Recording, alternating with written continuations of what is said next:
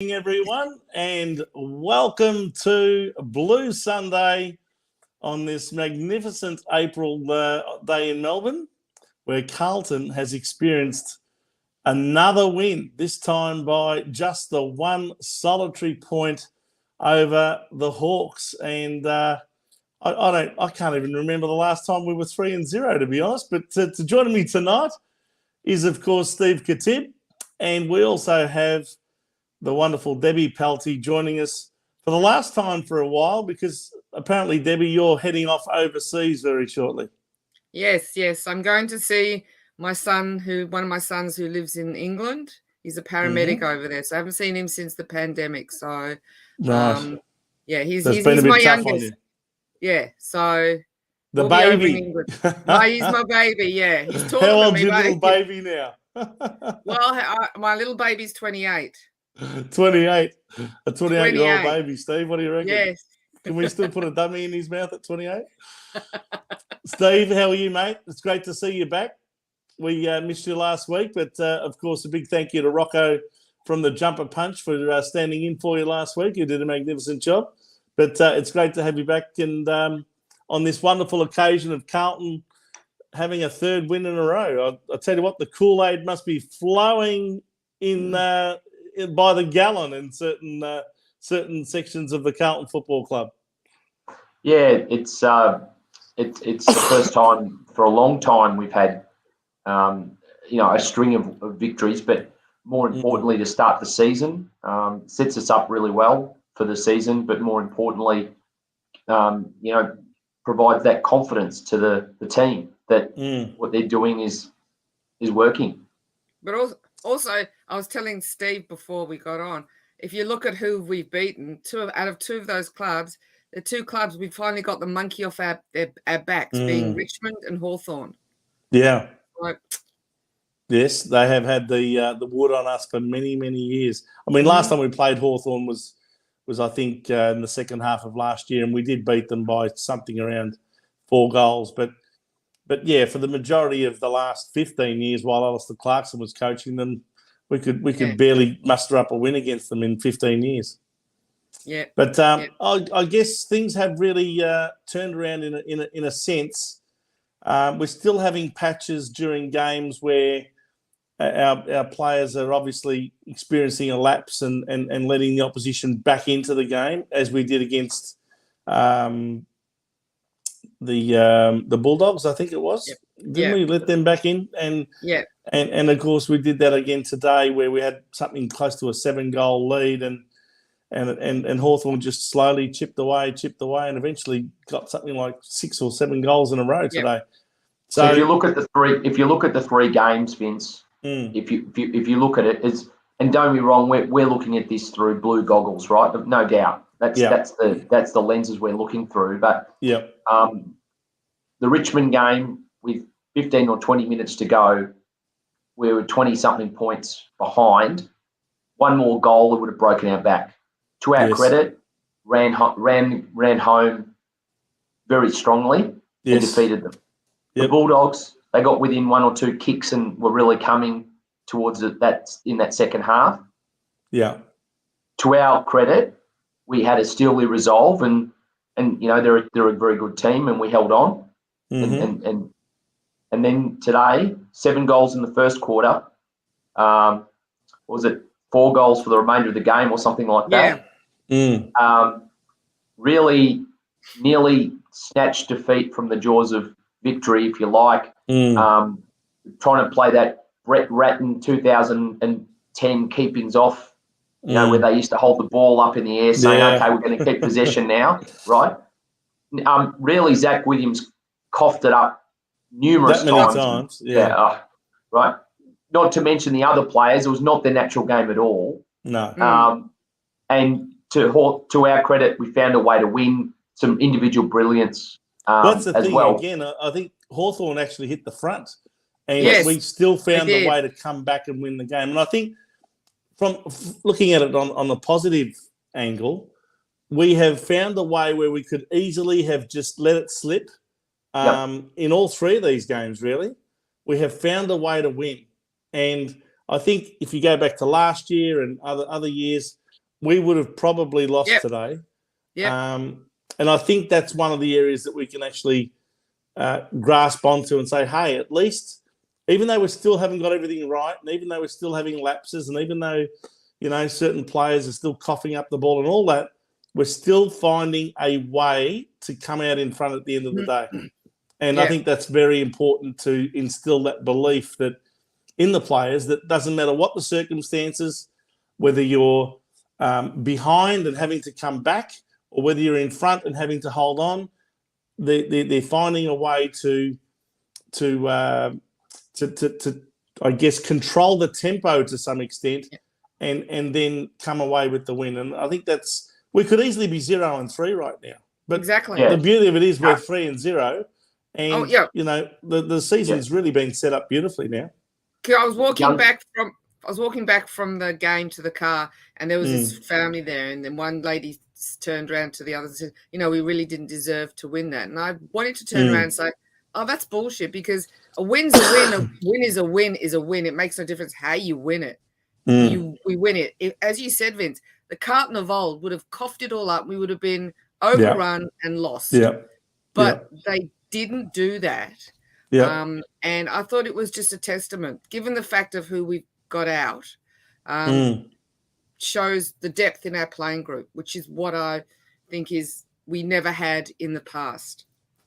Yeah, I agree. And I read with interest your blog during the week about depth, and I think the addition of certain players has really made a difference. Absolutely. But also the depth of knowledge and experience in our coaching staff. And I think some of that must have made some difference to this team in the off-season and now in the first few rounds of this season. Well, the fact that we beat Richmond, which nobody thought we would do, without Sam Walsh. I mean, that shows how much depth we have in the group. And then to play against Bulldogs without our senior coach there and without two other players, the fact that we beat them, has to show that we've now got the depth in our playing group. The only thing I will say is what I think our backline missed desperately is the speed of Adam Sard down back. Yeah. His ability. Well, again, COVID protocols ruled him out today. Yeah. But I thought the defence, I was worried about our defence today, because I thought, well, McGovern out, Oscar McDonald out, and now Adam Sard pulled out at the last minute. There's 3 of your 6 defenders. That's half your back line gone. Yeah. But I thought that Lewis Young actually performed pretty well today. Yeah. Jordan Boyd, bit of a mixed bag for his debut, but he made some mistakes, but he tried hard, I guess. But our defence was always going to have question marks against it today. And at times it did really lack that structure to stop Hawthorn from kicking goals. But again, I mean, what do you say? 1 point result could have gone either way. If it had gone the other way, we'd be talking right now about what do we do to stuff up. But the reality is we still ended up in front, and we can bank that 4 points and go on to next week against the Gold Coast up there at Metricon Stadium with a lot of confidence that we'll, be able to come up with another win. Are you guys going up or? No, I'm not. I would love to. I'm expected to by a few people, but I'm not sure. Really? I've got to say it's a bit up in the air at the moment. But look, I think it's amazing the difference that winning feeling can make within a team, and I think it all has to start with belief. Doesn't matter what the coaching staff tells you in the off season. Doesn't matter what new game plan you've got, what structures you've got in place, what new recruits you've got in place. None of it really matters unless you come off with a win or with a few wins that instill that belief. So the players must now really have that belief in their coaching staff and the messaging that is coming from the coaching staff, and obviously the game plan is still a work in progress. But what I like is the evenness. Yeah, the evenness spread around the players themselves. As I said, having Sam Walsh out in the first round, and we still beat Richmond. Well, we're not relying on him as heavily as we used to, are we, Debbie? He doesn't have to be the star of the show every week. No, but also, like, for example, like Cripper today, he wasn't the best on ground or had the most disposals in the team. It was actually Doherty. Sam Walsh came second, but to have that spread where you don't have to rely on your key major players to provide you to that get you over the line, I think is a testament, as I wrote in the article, about a depth in our playing group, which means that it's grown bigger. And how about Matthew Kennedy? I mean, how incredible is he? He's been fantastic. I thought he was our best player today. Yeah, I thought he was Matthew incredible. Kennedy was clearly our best player today. What did you think, Steve? I thought he was, I agree. I think that he was rookie listed a few years ago and basically nearly a line put through him. And now look he was given a very narrow lifeline and he grabbed hold of that lifeline. He came back into the team about halfway through last year, started to play some really good football, and he's made the most of his opportunity, and he's now probably, well, you'd have to say he'd have to be lining up for a new contract at least two, maybe even 3 more years. He was an early draft. Yeah, he was an early draft pick for GWS. Yes, and we I wouldn't say sold the farm for him, but we certainly paid for him to come, and through one of those criticised potential GWS recruits that Stephen Silvani brought the through. Infamous GWS recruits, yeah. But now look at him. It's a great story there, and I think he could always get the ball. His speed, decision making, and probably disposal have always been maybe the question marks on him. But now he's improved those. Oh, he's incredible. Absolutely, I'm wrapped for him. He's a fabulous young fella, and he's now putting his best foot forward, which is great to see. But we've got a question on the screen. Do you want to go into it? Goran Margetta. Good day, Goran. Nice to see you. 10 years since we were 3-0. That was the famous game where we beat Collingwood, I think, and then we were up against Essendon, and they came out like they'd been pumped up with drugs or something. Yeah. I must ask this. Though I have my points, what was the downside to us dropping the 41-point lead? The specifics of who and what. Okay, you want to have a go at that one, Debbie? I knew after the first quarter that Hawthorn were going to come back. I mean, you're dealing with a coach who is under Alistair Clarkson. I mean, Hawthorn, besides Geelong, are comeback kings. So you knew you knew they were going to come back, and I knew that Carlton would not sustain that lead for the rest of the game. We're not there yet. Maybe in the middle of the year we will get there, but right now we're not there yet. So I always knew they were going to come back. Always knew that would happen. What I wanted to see from Carlton's point of view is how they would cope with that onslaught, because it was an incredible onslaught from Hawthorn. The way they moved the ball around, the way they moved their players around, it was just incredible. Dubious missed umpire calls when Harry, right in front of me where I was sitting, was held by the arms and the umpire said play on. I mean, there was quite a few of those, but that's the nature of the beast. But I personally think it was how we dealt with it was going to be the testament of whether we would come out on top, which we did. Yeah, good point. I mean, it takes a bit of resolve to not drop your heads once the opposition get in front after you've held a 7-goal lead, and just, for example, Collingwood last night. Yeah. I mean, they scored 9 goals in the third quarter, got up to a 37-point lead or something, and blew it. I mean, the last quarter, Geelong kicked every goal. I think it was something like 7-0. Yes. And ended up winning the game. I mean, Collingwood, once Geelong got in front, had no answers. They did not have that steely resolve to come back, and yet we did that today. And I think to give the team credit, once Hawthorn got their noses in front, albeit by only 1 point, they didn't drop their heads, and they found a way. And Jack Silvani kicked a magnificent goal there to get us back in front, and it was great, fantastic. But how good is Jack Silvani becoming every single game? He scored what? 3 goals. 3 goals, 3 crucial goals. How good is he becoming every week that goes by since the beginning of the round? Unbelievable.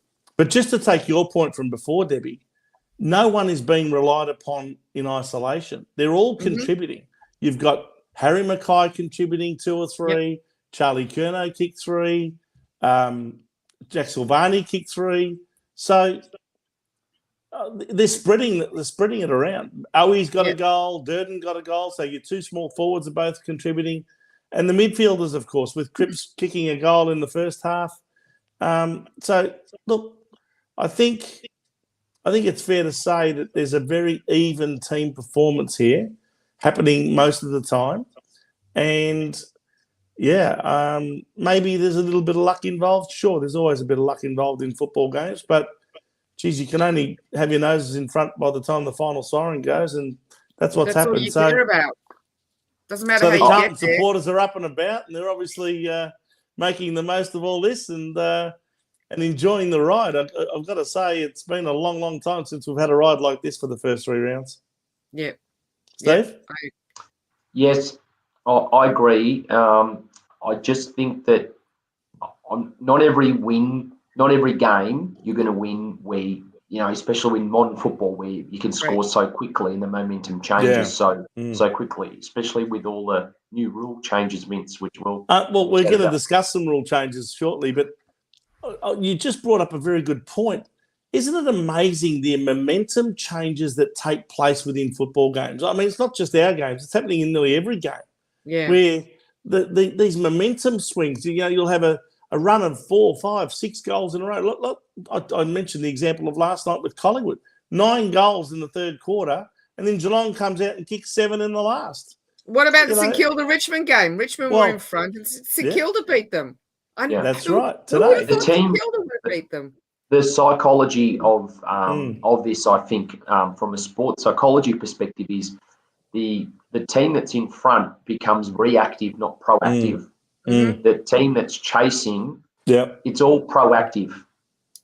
The team that's being hunted is in this reactive mindset. And the minute the hunted gets overtaken, then they become the hunter. Yes. And they start chasing the other one. So it's a bit of cat and mouse, really, isn't it? It is. Yeah. It is. Anyway, look, I guess we can analyse the game, ad nauseum, and we'll leave that to other podcasts and other YouTube shows to do. That's not what we're all about here on Blue Sunday. But in essence, you'd have to say that first half was pretty scintillating stuff, especially that first quarter. I mean, after Hawthorn got the first goal, to kick 7 unanswered goals after that till quarter time was an incredible quarter to watch. It was just electric at times. It was, as you said, scintillating to watch. It was really, it was incredible. It was incredible. They were kicking them from everywhere, weren't they? Vince, if the Hawthorn version of Blue Sunday that's probably going on right now in the universe will be saying their program will have 3 people sitting on it that will probably be saying, well, if we hadn't let Carlton jump us early, it could have been a different story and blah, blah, blah. Look, there's 4 quarters, and as Collingwood found out last night, it's not 3 quarters, it's 4.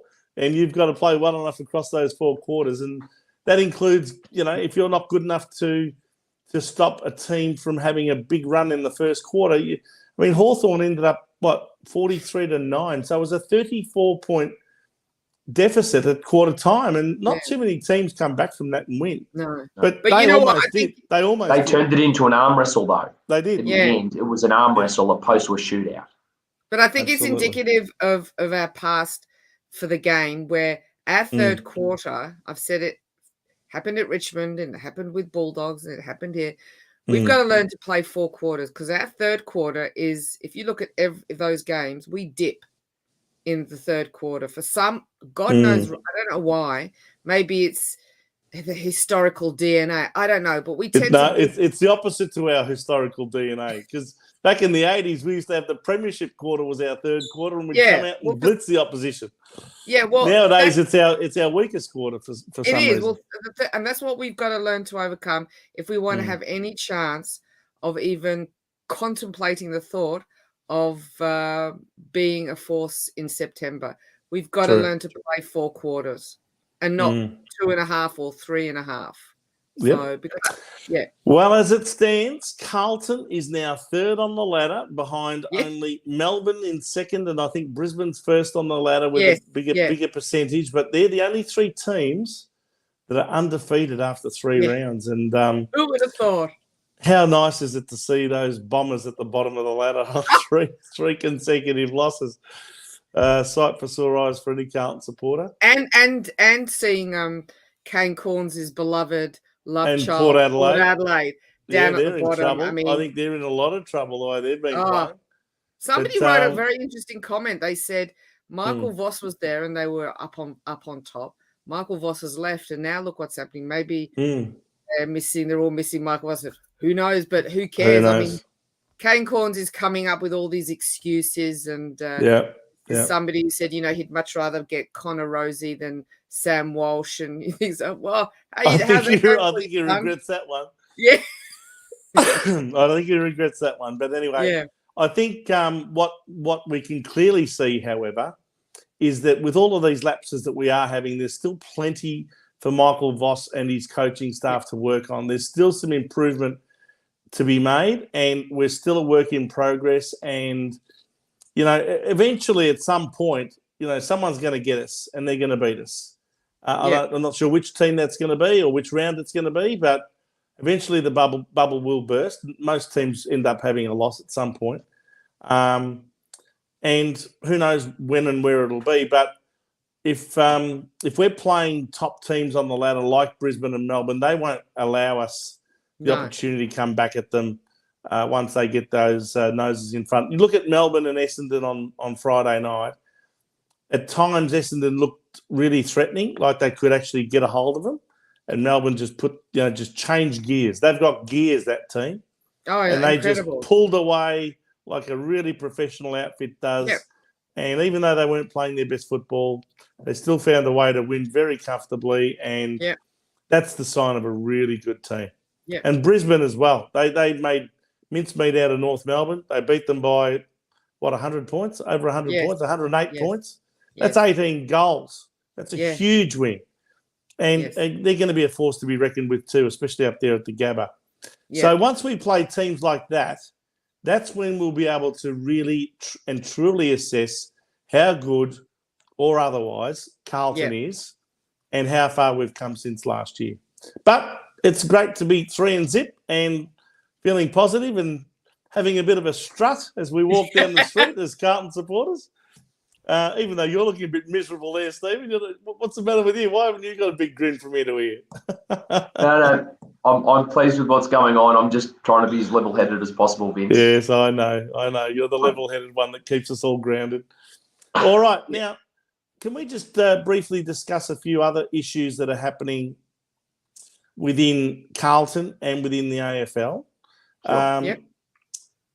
First of all, let's talk Carlton, because essentially this is a show about Carlton, but we also like to discuss other issues that are happening around the AFL. We saw an email come through in the last 24 hours or so in relation to the board appointing 2 vice presidents. One being Patty Kinnersley, who was recently re-elected to her position on the board at the last annual general meeting. And, of course, she is responsible for the AFLW program as well as the VFLW program and other social justice initiatives like Carlton Respects. The new development as well, Vince. The new development as well, yes. The new Icon Park development, she's also overseeing that. And, of course, the other vice president is one Robert Priestley, head of JP Morgan here in Melbourne, and a fund manager, essentially. What do you think of those 2 appointments? Firstly to you, Steve. Yeah, look, 2 vice presidents, there's obviously some political factions there they had to appease. So Kinnersley... Why do you need 2? You don't. Does a football club really need 2? No. Do they need anyone? Well, you've got the families that control Carlton. We've talked about Yes. this ad nauseum before about who those families are, but essentially, so. Well, let's go through them. So let's look at federal. Without going into too much federal politics, Vince, because otherwise this will be a 3-hour program. With you, right? Each party has their factions. Yes. Their backroom people pulling the strings, if you like. Yeah. So Paddy Kinnersley would represent the AFL faction to ensure that City Hall has its connection to how they'd like Carlton to be run. Now, naturally, whether we like it or not, we are now just pure franchise. We are football clubs, but we are really franchises of the AFL. Absolutely, right? So she's there for that reason. Now, purely on portfolio performance, she's had maybe some reasonable wins, but also some areas that have failed, and that is the AFLW program. In the last 3 years, it's been nothing short of abysmal in regarding retention of players, turnover of staff, et cetera. So there's one area that there's still been no accountability taken by her on that. But she's definitely there to appease City Hall, to have a voice into AFL House as part of that strategy. Priestley is, I believe, aligned more to the Pratt family factions. I would believe, Vince, and you may have your views on that as well. With Jenny Pratt stepping down, although she's now going to be the patron. If you read that email really, really closely, you'll read between the lines there and see Shouldn't it be matron rather than patron? Yeah. Well, so, am I wrong? Wouldn't you? No, it's patron. It is patron. It's still patron, even though she's a woman. Yeah, it's still patron. Right. Yeah. Okay. Yeah. I wasn't aware of what the politically correct term was. Yeah, no, it's still patron. Oh, let's not start that. So, no. So she's the father figure of the Carlton Football Club now, is she? Basically, that's what a patron is, isn't it? No, that's what I always thought it was. It's if you look at the way it's seen now, it's patron. It's like when you say an actor or an actress, they still say this an actor implies it's a male and an actress implies it's a female. But now, to be politically correct, everybody's an actor, whether it's male, female, gender neutral. It's like a batsman or a batter. Yeah, so it's the same thing. So it's a patron. Or a ruck, not a ruckman. Yeah, or ruckman. It's a ruck. Or in cricket, it's a batter, not a batter. Yes, that's right. Correct. So now patron implies the same thing. It's male, female, gender neutral, whatever it is. Yeah. Anyway, that's a. So anyway, Jean Pratt's semantics. Let's not go into semantics. Yeah. Yes. Right. So they had to have two. Come on, that's weak. That is weak. But that's just as you pointed out, to appease the factions. Yes. Now, can't Luke Sayers I think Robert be Priestley's strong enough? As much for the Kerr family, as well as the Pratts. Okay. And two I also factions. And I also believe that you've got other people on the board who represent the Smorgans, the Pratts, and obviously Craig Matheson's on the board, so he's representing the Mathesons. So Vince, it doesn't take too long to work out who's representing who. This is like saying Lara Carey's another one that would be representing the families like Pratt and Smorgan. This is like saying Albanese is Labor right. No, he's Labor left. Labor left, pardon me, sorry. Left is right in that term. Anyway, you know what I'm trying to say. Yes. Blah, blah, blah. Right. That's all it is. They're pulling the strings. Now, as members, although we're just talking about football, the winning the games and all that sort of thing that we just have had, this is still pretty important. Luke Sayers is not running the football club. if he has to appoint 2 vice presidents for that reason. He's obviously been put under pressure to have representatives sitting there with that much power. Now, my next question is, in 3 years' time, does that mean Paddy Kinnersley or Rob Priestley become president? Will be president? Because is that the succession planning that they've already worked out? Well, with the trend towards female presidents in recent times, such as what we've seen at Melbourne and the Bulldogs, in fact, you know, I guess that was roundly celebrated in media circles that both grand final teams had female presidents. There's a very big chance that if Paddy Kinnersley's still there in 3 years' time, when Luke Sayers' time is up, she may very well become the first female president of the Carlton Football Club. It's a chance. But then again, Rob Priestley is also being touted as someone who could very well take over as a president. Vince, I'm gonna ask you something, and I'm gonna ask this specifically to you. Not that it's about how many years membership you've got on your little social club medallion. But, you know, you may remember those. I don't know if they still give those out. Yeah, they still give those out. Yeah. Oh, yeah, that's right.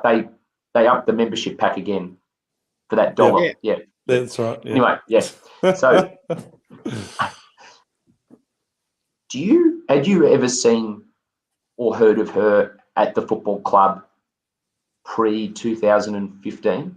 Who? Paddy Kinnersley? Yeah. No. Not at all. Absolutely not. No. So. But these people are parachuted in. Yes. They're parachuted in to take up vacancies from other board members. I keep referring to the Carlton board like a chess board. You know, the real power brokers are the big chess pieces at the back. But they put the pawns up front, and they'll sacrifice those pawns if they have to in the chess game. And those pawns are the visible board members that you and I talk about, but they are done away with when they're done away with.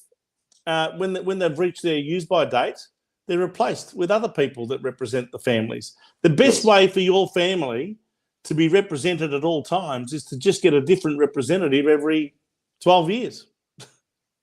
Because that's how long they're allowed to stay. And then once that 12-year once those 12 years expire, get someone else to get in.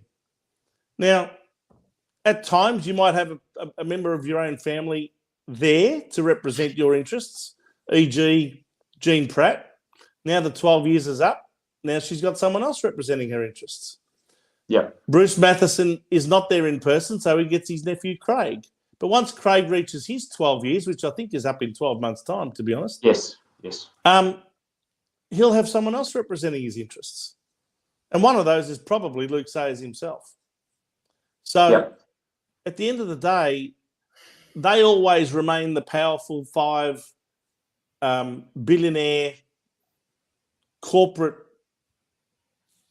bullies, if you like, who control the club. And they just keep putting up different representatives. And yet the Carlton members think that those 8 members of the board are really the ones controlling the club, but they're not. No. Yeah. They're just the pawns at the front. But Vince, so do the Australian voters believe that these politicians are correct, and not being strings are being pulled and they're their own people, right? See, in Victoria, for example, the union movement has certain individuals representing them as Labor members. But once those Labor members are out, they'll put in some new members. But the reality is that those unions are always still represented. Yes. So it's a similar sort of thing, isn't it? Yes, absolutely. Anyway. So in essence, who's going to be the next president? Yes. They're just 2 pawns that have been selected amongst the 8 to represent the interests of certain individual families. And also, if something should happen to Luke Sayers, or if he's away or can't be there for it, they need to have at least one other option to represent the club. Are you saying this is not a genuine succession plan? Not necessarily. No, I think I expected Rob Priestley. I didn't expect Paddy Kinnersley, but on reflection, I can now understand why she's also been included as a vice president. And it's probably seen to be a politically correct move to have one male, one female, two vice presidents, and with very different backgrounds and very different, styles about them. Yeah. So, it wouldn't surprise me to see Paddy Kinnersley in Luke Sayers' absence all of a sudden, addressing a president's lunch one day at a Carlton home game. Yeah. Right? Or the very next game, it might be Rob Priestley who gets up and makes the speech. That's fine. But Vince, we should have a succession plan that we're working on. The same one for Brian Cook as well. Of course. We know that. Well, Brian's there for 3 years. We know that. Yes. 6 months have already gone past. So he's there for another 2.5. And you would expect that he'd be grooming somebody into that job over the next 2.5 years. Which brings up a whole lot of other questions that we can have a chat about as well. Sure. Like who? And then, of course, you've got the coach. Wow. Yeah. Now, the coach, Michael Voss, would like to be there for more than 3 years, you would think. His job is not to breed a successor. No, his job is his job is to try and get himself another 3 years. The best way he can do that is to get us into the finals and win a flag. Yeah. Nevertheless, the CEO and the president will not be there in 2.5 years from now. No. So this begs another question. Debbie, you have an extensive, for our viewers, listeners tonight, who don't know, you have an extensive background in HR management. Yep. Mm-hmm. Any, most recently on Seek and other various job recruitment platforms, there were at least 4 or 5 roles that are vacant at Carlton Football Club in reasonably senior positions. Senior positions in some cases. Yeah. Yes. So we're talking about corporate sales. Sales, there was accountant. There was also one, I think, last year that they wanted a new HR manager. Yep. Somebody even messaged me saying, "You going for that?" I said, "Not in a pig's fit." No. Because they wouldn't like what I would do anyway. So Debbie will recommend her best enemy into that job. But I think they're looking at one of those senior people to take over from Brian Cook. The interesting thing is I'd like to know who is their HR manager, who are these people, because So my question to you, Debbie, is in these 4 or 5 or 6 jobs that have just most recently become vacant, we've had a huge turnover of recent in all of these roles. It seems like people, I know there was one that lasted 6 weeks, but excluding that one, the average person lasts between 6 and 18 months in a lot of these positions. What do you see as the reason now for this broom going through? Is this because Brian Cook's worked out what's going on and has essentially said, well, these people now need to be replaced and we need to get new people again? Or is there more cultural stuff going on behind the scenes? I think it's more cultural stuff, because if you're having people that if he's taken over and he's seen the issues from a cultural, from a staffing point of view, and he's seeing that they're not working, then you sweep them out. Because if you don't have a cultural, a solid cultural organization, if you're only getting people wanting to work there to a step ladder to something else, your heart's not in the actual position. Your heart is in making sure you've got a job that you can say, I worked here, this is my reference, this is where I'm going to go to next. So I think he's been very clever if he's getting rid of it, because I would never thought, because, for example, the HR manager that was there previously had been there for quite a number of years. So there must have been something that just didn't work in that respect. So I think maybe he's looking to find somebody that he can hire in these senior positions to take, so that he can groom into taking over from him. I don't know, maybe, because if you have somebody that's only last 6 weeks, or somebody's only there for 1.5 years, you have a cultural problem in your organization. Absolutely. Because in our organization, 75% of our staff have been with us for 5 years or more. And out of those, 90% of them has been there for 7 years or more. So we don't have turnover. Because we have a culture. So I think maybe the previous culture, because I know people in other departments would join and then leave. And then you have a huge turnover of staff. So there has to be a cultural issue from an organizational perspective if Brian Cook is going down that direction. So this is the right decision, do you think, Debbie? Yeah. But you've got to get the right people in. You don't just get the people to fill the gaps. If you don't, even if it takes you, like if we've advertised before to find a staff member, even if it takes us 3 times to advertise to get the right person, you just don't want to get somebody to fill in the gap.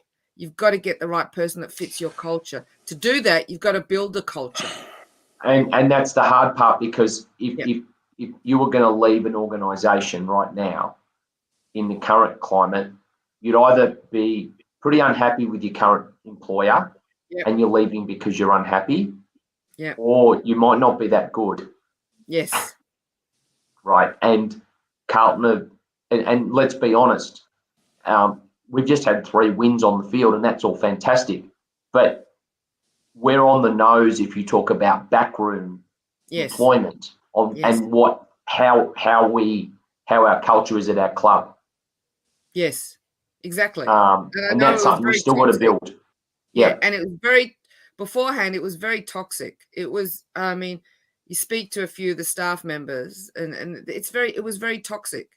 So if Brian Cook is coming in and changing the culture of the club in the organization, he's got to get rid of these people, because that all filters down to all the the people down underneath it. So he's got to fix that. To fix that, you've got to start it from the top. You can't start it from the bottom.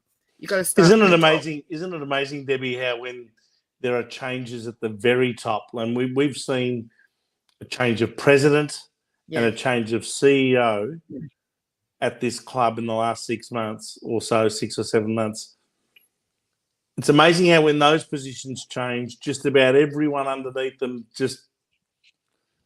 usually there's this massive walkout or a massive sacking scenario.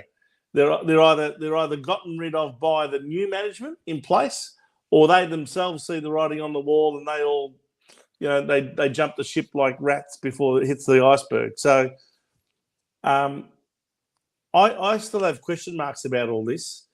The positions that are being advertised, is it all happening because there's still a bad culture at the club, or because these vacancies are being created by Brian Cook in an attempt to flush out the poor employees with a bad culture and a bad attitude to their work, or whatever it may be? And he's gotten rid of a whole heap of important people in important positions, and he's now looking for quality people to replace them.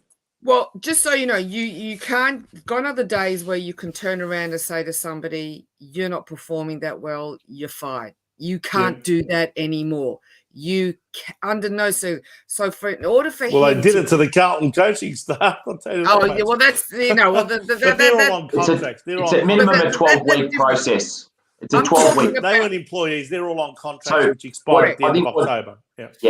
What Debbie's trying to say is it's a 12-week process at minimum. And unless the person shoots themselves in the foot and has a major breach, you can't get rid of it. It doesn't make a difference. You've got to give In other words, warning. Brian might have identified 6 months ago that all these people need to leave, but he's had to take 6 months of warnings upon warnings. Performance management. Performance management. You only need to do one warning now under the law. There's only one warning you need to do. You need to have it in. If he does it properly, you need to have it in writing, and you need to have this huge paper trail you've got to have. So for him to be able to that's what I'm saying. He's got to start from the top. He would have done, as you said, taken 6 months to identify the issues that are in the organisation. And done his due diligence in the due process to ensure that he doesn't have a fair work discrimination or wrongful dismissal. Wrongful dismissal against him. So what I think he's done it in the right way. But the interesting thing is, who has he got in to bring in to change that, and how is he going to filter down into the lower positions? And my last question, we do have an expert in recruitment on our board as one of the skill sets that the board has. David Campbell. What has this person been doing asleep at the wheel, overseeing this people and culture portfolio when essentially you've needed Brian Cook to come in and work this out? I mean, has this guy been operating in helicopter mode, so far removed from what's really going on at the club? Because there's been toxic culture for many years now. And essentially, he's an expert in this field, and yet it's been allowed to fester and manifest itself. I have an issue when people say that he's an expert in this field. I actually don't think he is an expert. You can run a company, you can run a recruitment company. It doesn't mean say you're an expert in your field. It means that you know how to run a business in that field. I just don't think he's done a good job, to be perfectly honest. If you've got, I mean, didn't they talk about, you know, having doing their due diligence with recruiting some like Dave back then? I mean, and all the other people, I don't, just because he's head of a recruitment agency doesn't mean to say he's a good job. I've met so many recruitment CEOs and directors, and they would not have a clue about how to. Recruiting's a meat market. Yes. It is an absolute meat market. I mean, yeah. So, Debbie, I recall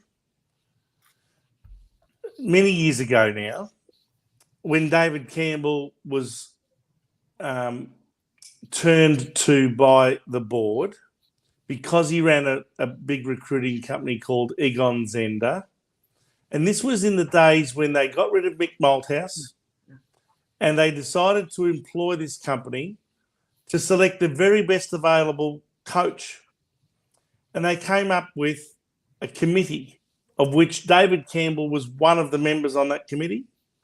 And they decided that the best possible coach for a rebuild was a total novice in Brendan Bolton. And I've no doubt that Brendan Bolton gave it his best shot. But I mentioned on this show, I think it was a week or two ago, I watched that Melbourne Football Club documentary called Every Heart Beats True. And they mentioned that when Melbourne was going through this rebuild many years ago, there was no way that they were going to be able to succeed with a novice coach. No. And that's why they got Paul Roos. That's why Paul Roos was given the initial job, if you like, of doing it from the ground up, then handing down the baton to Simon Goodwin, and now we've seen the results of that. Yeah. So getting back to the point, David Campbell was part of this committee that chose Brendan Bolton, the total novice coach.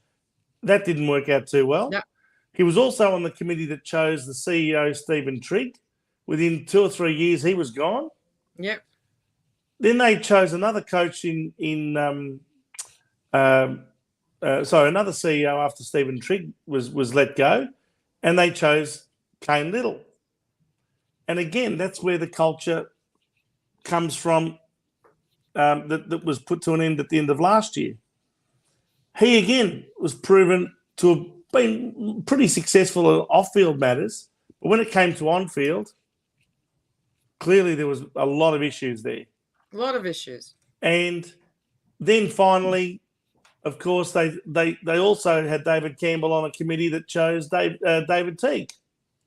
And we heard quotes like, he's never been more ready to coach. He ticks all the boxes. We've done our due diligence. He's the best possible candidate.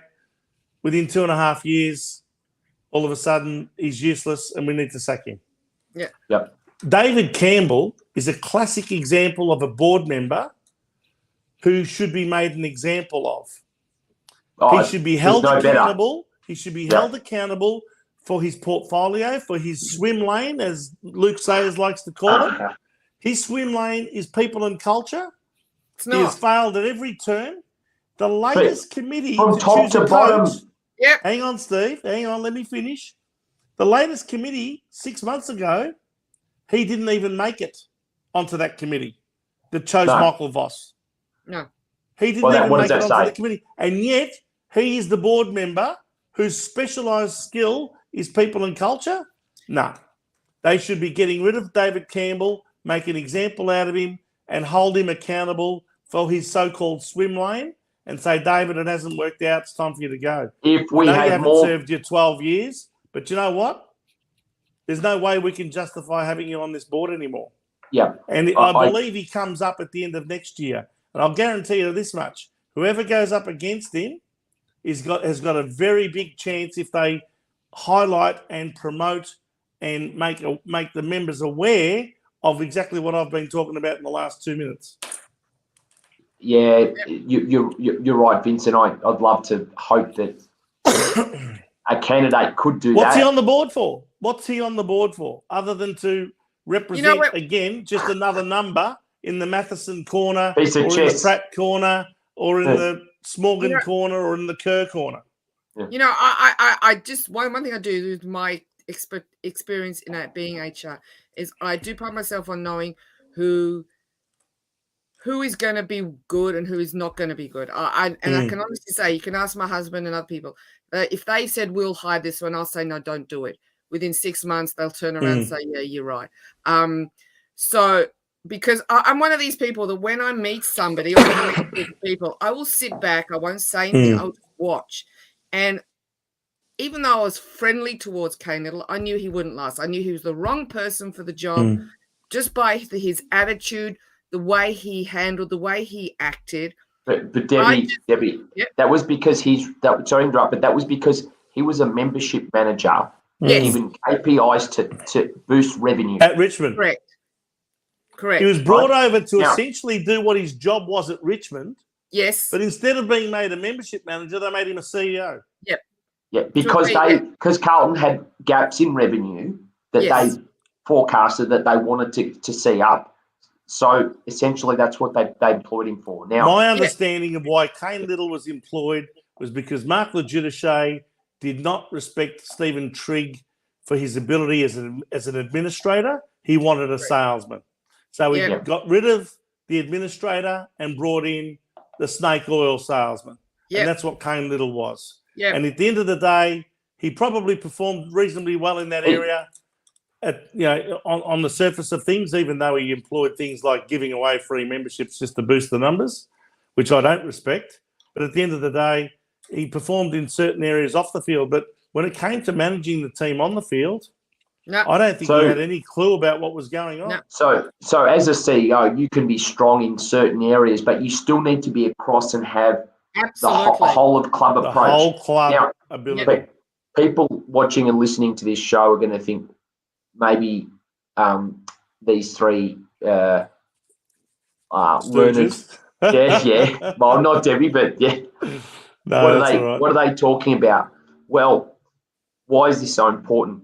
Well, let's think about this. When you next phone the membership department and you speak to somebody, when you next go to the Carlton shop, when you next engage with the club in some particular way, every part of that engagement that you have with the club is essentially the culture that is fed down from these people. Correct. And if they're not employing the right people, the phone call that you make to the membership department, the engagement you have with the club, if you've got an issue or a problem, their ability to be responsive and want to deal with it and want to help you, this is where it all is. So don't just whinge and complain, the club never called me back, the club don't care, blah, blah, blah.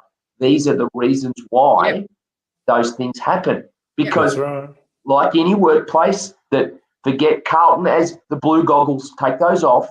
Like any workplace, there are problems. Yes. Carlton is a workplace. And most of them are where we all go to behind the counter and beneath the surface. Yes. Yeah, that's and you don't really know what they are until you actually have some experience in witnessing what it's like behind the counter, so to speak. Yeah, because let's be honest, we go to Carlton, Princess Park, it's the Mecca, right? It's a place to take us away from our everyday The Holy lives a Grail. little bit. Yep. Yeah, it is. It's escapism. It's going to the promised land, right? That's what it is. Now, it's that being said, and we want it to be still that, but it's a workplace. Yes. And if those things aren't right, that's right. Your interactions in many ways with all areas of the club are not going to be as good as they should be. But it's a business, and we're the customers. We are the customers. We are the ones that, even though we pay them, we are the customers. If you, as you said, Steve, if you phone them up membership, if you go to the shop, no matter what it is, we hate if they have a toxic culture, it's all going to filter down to the positions of the people behind the counters, people on the phones. So you got to start from the top. You've got to start from the top. I agree. All right. Well, it'll be interesting to see how all that develops, and it'll be interesting again this year, Steve, with of course the nominations for the board needing to be made by the end of August, even though the AGM won't take place until next February. So we'll have to alert all of our listeners and viewers to those dates when they start to approach. And if there is a David Campbell is going up for election, and someone does nominate for the board, will people and culture be a skill that the independent nominations committee are looking for, or suddenly maybe it suddenly we don't need anyone in that area? We can outsource that. It's amazing. They did that with the lawyer. They've had lawyers on this board for decades. The minute they didn't have a lawyer on the board, and another lawyer put his hand up to go onto the board, we don't need your skills. No, we don't need a lawyer on the board. Yeah, it's amazing, isn't it? Now, look, I'd like to turn our attention briefly to a couple of matters at AFL level, and that is initially these rule changes. I guess the AFL brought them in to try and increase scoring and to increase the amount of goals being scored in every game. It got to a point of 2 or 3 years ago where we were seeing games that, were, 58 points beats 37. And they weren't happy with that. And they've, in their wisdom, they've brought in some rules that have clearly been brought in to increase scoring.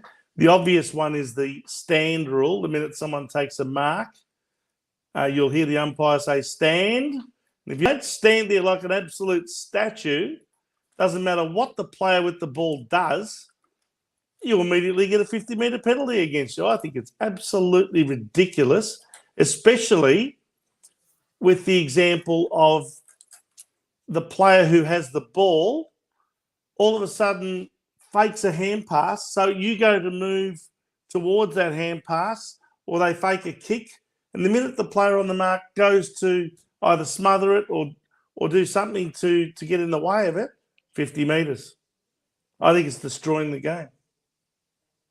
That's one rule change. The other one is the protected area, the so-called protected area. We've seen how many 50-metre penalties been awarded for that, where players have barely run into the so-called protected area, and everyone who's at the ground says, what was that 50-metre for? No one knows about it or understands. There's no material impact. But also the 50-metre penalty is also to stop the umpire abuse, because you can tell a lot of I think it was one match I saw, there was 8 50 metres because the players, wasn't the stand rule or the protected zone, it's because the player that was... Well, that's another one. I mean, how far are they taking that, Debbie? I mean... Well, I actually agree. Do you remember that Carlton-Melbourne practice match when Petrarca went, like that, and all of a sudden, 50 metres? You can't even express disappointment. We don't know what he said to the umpire. He didn't say anything. He just you've got this problem. Threw up his arms like that. We don't have enough umpires, and umpires are not. We're not getting new umpires because literally players, umpires are actually saying we're tired of getting abused. Debbie, I agree with you on that front. Poor that we little don't have enough umpires. Can you imagine how much abuse Glenn James would have copped back in the 70s and 80s? He never let it get to him. Yeah, but and he copped racial abuse. But this is what I think. This is the issue. We are the only code in the world where the umpire is not treated, and there is no repercussions when a player admonishes or argues with an umpire. The NBA, it's a tech foul. Soccer, it's a yellow card, then a red card. We are the only code that doesn't have that any system of like that. So when the turnaround and a player turns around and says, "What the fucking hell are you doing?" and everything like that. In NBA, that would be a tech foul. Well, why don't we introduce that? Would be a yellow card. Why don't we introduce yellow card and then red card for us? Because to have a 50-metre penalty is just ridiculous. It really is. It's destroying our game. These 50-metre penalties are just really having a massive effect on the end results of games for Debbie, trivial things. Yeah. Debbie, regarding the abuse, I think you're right from the umpiring perspective that there aren't umpires in local leagues as a result. There'll always be senior umpires, though, because in the AFL, there will never be an issue with the They're paid well enough. It's amazing how if you pay enough, all of a sudden the abuse doesn't hurt you so much. Well, this is my point. So rather than the AFL just use that as a reason to say that there aren't enough umpires at local level, they take advantage and essentially treat the grassroots leagues with contempt from an investment perspective. So I mean, that's so hypocritical of the AFL to criticise and say, "Oh, we don't have umpires because they get abused." So that's the reason. Steve, can I give you a concrete example of that just proves your point? Yeah. Yesterday, I took my daughter to play her first game of official football for Aberfeldy in the under-18s competition, and the EDFL did not provide umpires. So did you go and throw the ball up in the middle? Why? $40 a game each. Yeah. Sure. And then they say they can't get umpires because of abuse. It's got nothing to do with it. They're not paying them enough. No. Who's going to get out of bed? What 16-year-old kid is going to get out of bed, or 18-year-old kid's going to get out of bed to umpire an under-18s girls match for $40? No, you're right. That's the problem. They're not paying them enough. You are 100% Vince, right. That is wage theft, because if you actually think about the amount of time that person would need to be there, not going into HR again, Debbie, we're not going down that track, but that is absolute wage theft, right? Well, it is. And when you consider how many millions the AFL wastes on absolute crap. Yes, right? Agreed. So you think to yourself, well, put it where it matters, at the grassroots level. They take advantage of the volunteers, that's right, tens of thousands of volunteers at that grassroots level. Yep. They take advantage of them. They want to blame abuse for the reason why they can't get umpires. Yep. They're a disgrace if they're using that as an excuse. Abuse may be one factor. I'm not suggesting it's neither am I, there. but it's not the main factor. No. You only just need to talk to the leagues, people in the administrators in those leagues, to talk about what they really think of the AFL. But that's another. What are your views on the stand rule? Oh, look. I mean, I saw a player last night literally run around, and go and kick a goal, just literally running around the men on the mark. Yeah. It was a joke. The power is now with the person who has the ball, and you almost can't defend. You're almost got no power at all as a defender. Yeah. Now you're not allowed to move until the umpire says play on. Correct. And by the time the umpires realised it, that player with the ball has already taken off and run 20 metres with the ball. So the best grand final. One of the best grand finals that Carlton hasn't been involved in in the modern game was West Coast Sydney. Those two. Yes. Right? 205, 206. Correct. What were and they're just two examples. And they weren't wet days or anything like that. No. both of those teams kicked, I think, 9 goals, 9 or 8 or 10 goals. It was Sydney was 8-10-58, and they beat West Coast 7-12-54 in 2005. That was the year that Andrew Demetrio criticised Paul Roos for his game plan. Because he's a stupid moron. Yep. Yeah. And the following year, I think you'll find that West Coast beat Sydney by a point, and I think from memory it might have been 84-83 or something like that. Yeah, okay. So the same mentality to say that a 1-0 game in soccer or even a 0-0 draw cannot be entertaining. Rubbish. Agreed. Is the same person that thinks that both teams need to kick 130 points, like when Matthew Knights and Brett Ratton used to have shootouts where no team could defend at all, and it'd be 21 goals to 22 goals or something like that. Well, funnily enough, Steve, this year is the 50th anniversary of the 1972 Carlton Premiership, where we beat Richmond in the highest scoring grand final of all time. And I think you'll find the score was 28 goals, 9, 177 to 22, 18, 150. And I don't think we'll ever see a grand final with 50 goals. I don't care what rules they bring in. They'll never get 50 goals in a grand final again. Can I ask you a question? Because this has been bothering me for a while. Why all of a sudden have we gone from getting double-digit goals to single-digit goals? What has been the difference back in the 80s and 90s where we used to get 15, 16 goals, and now we're getting 8 players are fitter. Players are fitter. And also, I think the defensive structures, coaching has made a lot more teams accountable as a group of players rather than having these one-on-one contests. You don't see the one-on-one contests anymore. No, I know. Yeah. So, certainly not as prevalent. I don't have an issue. So getting back to the point, I don't have an issue with scoring. Some games can be high scoring and some can be low. But don't reverse engineer this game that we love because you think that young kids or theatre goers or the swinging voters or whoever they are won't watch this because the score's not high enough, and their need for stimulation, because they've got all their devices and phones and whatever they've got, and they need to score rather than sit at the edge of their seats. Also, they need ad breaks between goals, but that's another story for the sponsors.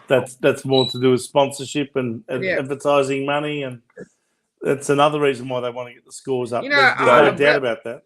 The stand rule's rubbish. Yeah. A relative of mine said on Friday night when they were over for dinner, and he said, he's actually not from Australia. He was born overseas. And he said, if you look at NBA, if you look at the basketball, it's very clinical. It's all about the 3-pointers now. And then if you look at soccer, it's all about, how the acting of, getting a little tap on the shin and you're writhing on the floor in pain. And he said, but at the moment, right now, AFL is the most rawest of games when you compare it to all the other type of team sports. The saddest thing would be is if the AFL, by their rule changes, takes that away. I couldn't agree more. Make it clinical. And I said, I completely agree.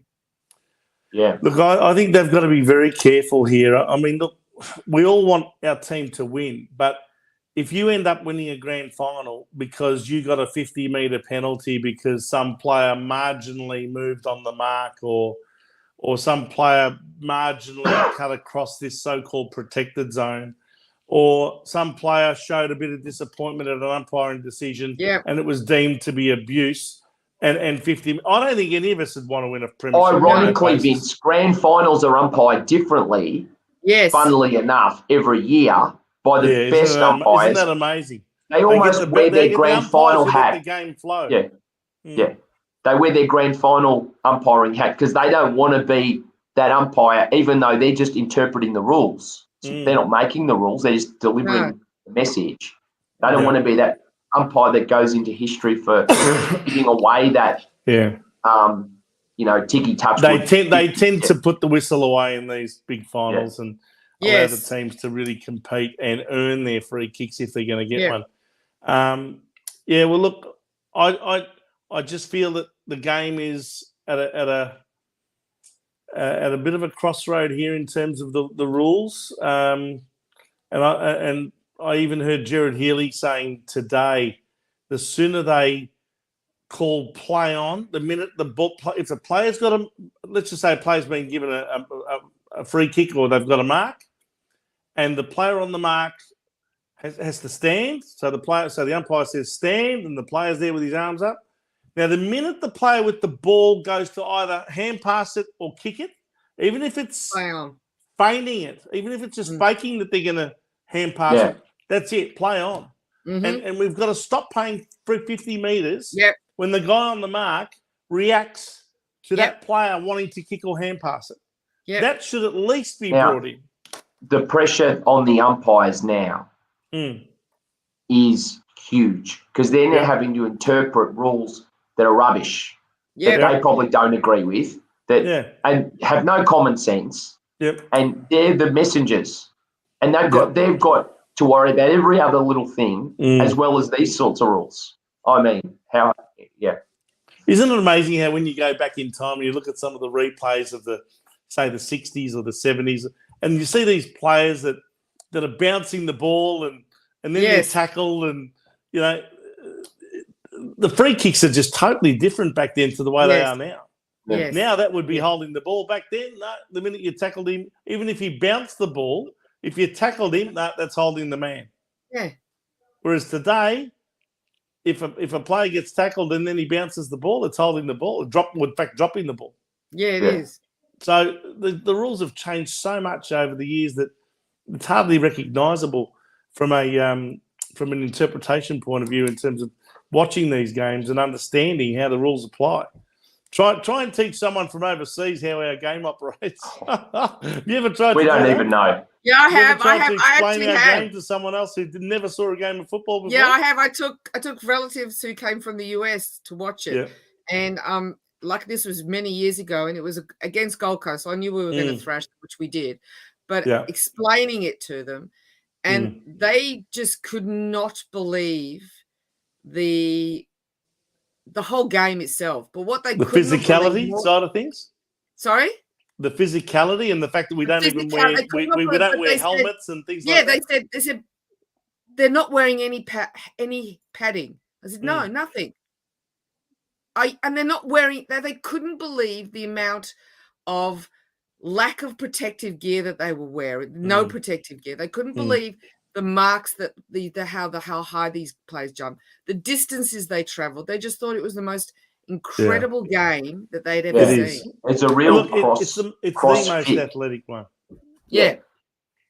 Yeah. It is. I do wonder though how long our game can keep going without some sort of universal protective headgear for the players.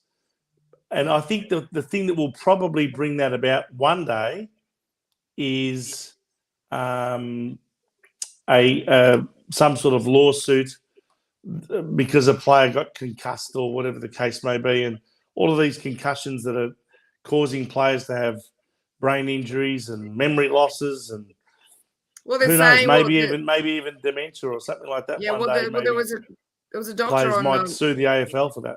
Yeah, there was a doctor on the radio, and he was saying, he thinks that, the fact is, if somebody comes off with a hit to the head and they're concussed, they're given 10 days. They have to take 10 days off. He said that's not long enough. No, it should be. It's got to be at least he said minimum of 4 weeks, because it's the damage to the brain. But I agree. I think you get that they should be wearing these helmets. And we are seeing a lot of head clashes, aren't we? I mean, one thing I've noticed in the first few rounds is how many players are bumping heads against each other.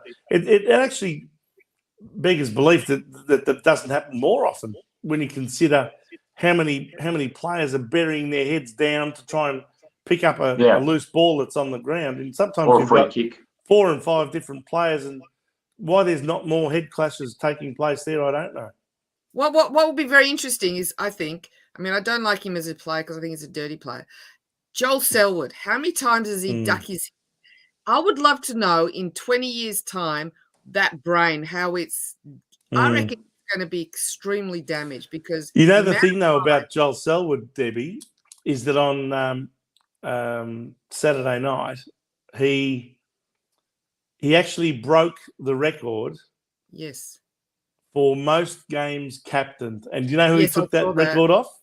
6. Yeah, I know, it was Kernahan. Stephen Kernahan, who captained Carlton for 226 games Yeah, I saw that. in succession.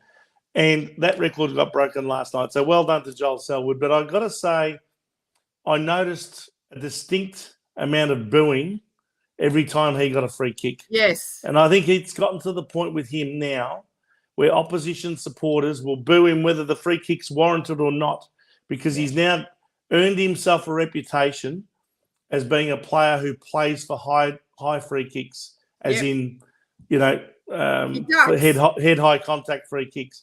People think that he ducks. People think that he puts his head down in an attempt to get those free kicks.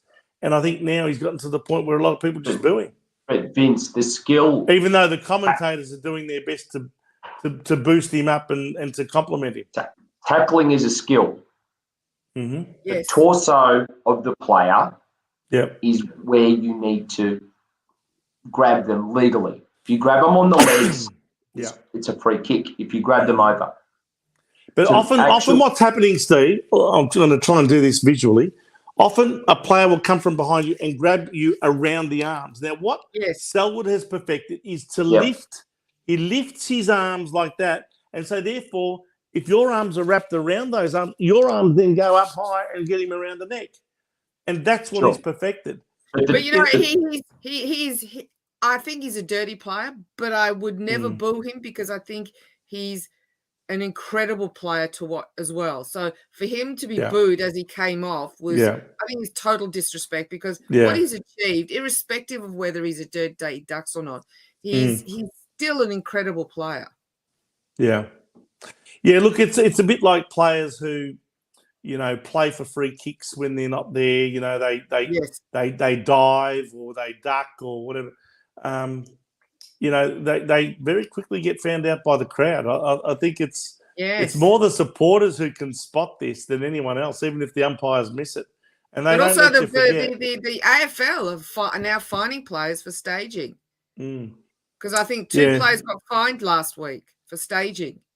I noticed Lockie O'Brien. I think was it in round 1 or 2? He was staging, but he had one example where he clearly staged for a free kick. We've got to get that out of his game. We've got to get that out of our game and discourage players by either fining them or who knows, maybe even if a repeat offender keeps doing it, suspend them for a game after 3 times maybe. Yep. You know, 3 strikes you're out. You get a week. Anyway, it's interesting to get your perspectives on all of that. If you're out there watching, one question because I wasn't there. What did you think of the Buddy Franklin thing? I still can't get over that. Oh, yes. Fantastic. Well, that was over a week ago now, but I think the Buddy Franklin thing was just a great moment in football. I think, we probably will never see a crowd invasion of that nature again. But there was parts of that made me uncomfortable as well in terms of people's safety. And, I think you're only one little incident from a kid, for example, being trampled on and stepped on or whatever. I mean, you could end up having some serious injuries, potentially even a death. But overall, I think the actual achievement of 1,000 goals is a fantastic thing. It's probably never be done again. Well, can I say a lot of people, and I know people from overseas have commented, saying something like that would never be able to have happened anywhere in America or in Europe or anything like that. To have they've got all the cages to keep the people from going onto the field. But to have that level of safety for not only the players but for the people, and the fact is that when they came on the loudspeaker and said, can you please leave the field? We're going to start the game. He said the fact is that everybody except a couple left the ground in an orderly, respectful manner. Would never happen in any other game. Only in Australia can we do something like that. Yeah, it's magnificent. Magnificent. I think that they were trying to stop it happening the week before in the game against GWS. and they was probably going to be a smaller crowd. Yeah. This game, they let it go. I think it's great. There is a culture, though. Look at me. I'm going to film myself on my phone. Yes. Where am I? Look what I'm doing. That's I'm the on the worst ground. part of what I saw. Now- the Yes. amount of phones that people Oh, yeah. taking selfies with, Now, whatever. But anyway, Back in the day, that's the world we when- live in. yes, it is the world we live in, but back in the day when the person kicked their 100 goals or whatever the reason, the whole point of that, and this is what I think's lost, is the crowd would run out to pat the person on the back to Yes. tell them how great an achievement it was, and then that was it. It wasn't about, I'm in the middle of the SCG, look at me, I'm Yes. tipping It's- ashes yeah. out, I'm doing all these sorts of things. That's a me culture. It was not what it was originally designed to be. I know. And that, as That good just as that sums up the moment, current generation, I'm afraid. Correct. as That's good the as that generation. moment was, it was a little bit not about Buddy Franklin as it should have been, and more about, I'm on the FCG, I'm part of this. Mm. That's my view. Call me old-fashioned, but No, I think you make a good point, and I think That's the the media culture. tried to make it all about Buddy, but people who ran out onto the ground, thousands of them were making it all about themselves rather than Yeah. about him. Mm. But I It was think still it was so still good to a see. pretty special moment to witness. I mean, to see that sort of overhead view, and to see Yes. the crowd leaving the stands and converging onto the ground like a swarm of bees, Yes. was unbelievable. It was incredible. It was Anyway. incredible. It was just as incredible, finally, as my thought, as watching them unveil the change of name to the Shane Warne stand. That was just I was going to mention that pretty special moment during the week with the memorial service, the state funeral, if you like, for Shane Warne, and I thought that was a very classy, well put together celebration of a very full life. Even when I say a full life, not in years, because 52 is still too young, but geez, he fit a lot into those 52 years, and he'll always be remembered fondly by Melburnians and Victorians especially, but Australians and people all around the world. Apparently they reckon there was 1 billion people watching this memorial service from countries like India, Pakistan, and all of those other cricketing countries. And we don't realise New Zealand. We don't realise how big cricket is. Like it's a staple sport for us, but in those countries, it's an institution. Really, it's like AFL, really the equivalent. But Shane Warne is a character within that sport. Still really transcended so many different cultures and different countries. But doesn't he epitomise what the Aussie is all about? Yeah, there's that a little bit of that stereotype too. That he could be that traditional Australian stereotype, archetype, but yet still be a great cricketer. Yeah, exactly. Sports and all. Yeah, exactly. Yeah. Yes, well, I guess rest in peace, Shane. It was a great life, and a lot of people will remember you forever. Yeah. And we'll now go to the MCG, and his name will be repeated many times over because of that particular stand. And I'm glad to see it called the Shane Warne stand now at the family's request, rather than the SK Warne stand. Yes, I thought that was a bit too stuffy and formal. I think again, common sense has prevailed there in the end. Well, guys, it's been a very full program. Thanks very much for your input and for your insights into all of those different issues. As we said at the start, great to see the Blues finally on the winners list for 3 matches in a row to start the season. We've got a lot to look forward to on field. Yes. We'll keep following things off the field and keeping the club accountable, won't we, Steve? We will. Debbie, just my only advice, keep away from the Oval during London. Oh, yes, of course. Debbie's heading off to London to go and see her youngest baby son at 28 years of age. Yeah. It's really beyond belief that Debbie could have been a mere 11 years old when she had him. See, she's only 39 now. You're still looking young and beautiful, Deb. Don't worry. I'm sure that the English summer. When are you heading across? It's going to be spring. It's spring. Oh, it's going to be spring in England. Okay. Carlton people don't go too well at the Oval, Vince, do they? Well, not since 1987 when we played North Melbourne there in the Battle of Britain. No. But have a great time over there in England. And thank you. And we look forward to seeing you back. When are you going to be back? Are you going to be back before the end of the football season, or? Oh yeah, no. I'll be back first week of June. Oh, right. Okay. So hopefully we can talk to you again as we head into the bye around about round 11, thereabouts. Maybe the Queen's birthday long weekend or something like that. Yeah, I'll be watching all the matches. Don't worry. I've got my – don't worry. When I've gone overseas before during the footy season, my husband will tell you, like, I'm 1 o'clock in the morning and I'm watching the football. So – no, don't worry. I'll be watching all the matches. Well, hopefully we get you back in the country when Carlton plays Essendon around 11, I think it might be in June. So hopefully around that time we'll get you back onto the show. Beautiful. Thanks for that, and thanks for being our special guest today. Thank you. And don't forget, everyone, if you're watching out there and you'd like to pass a comment about tonight's show or make some sort of contribution, maybe even ask a question that Steve and I can tackle next week, make sure you get onto our YouTube channel, In the Blue Corner. Look up Blue Sunday and you can watch our show live tonight, or, of course, at any time you can replay the show. And also our Facebook page, In the Blue Corner group, which allows you to make your contributions and make comments, etc.